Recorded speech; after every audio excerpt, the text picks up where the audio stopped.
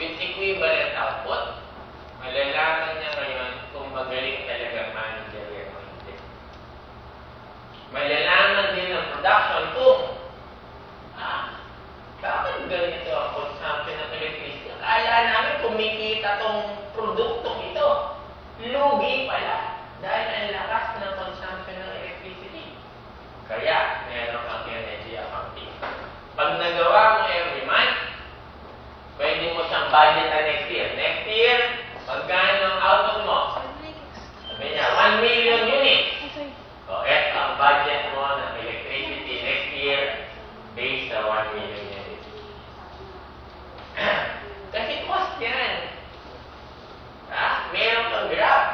Sasabihin mo lang, huwag kang magagalit sa amin, nire-report lang namin yan. ERC calibrated yan. Sabi ng garage ko, ERC calibrated yan. Hindi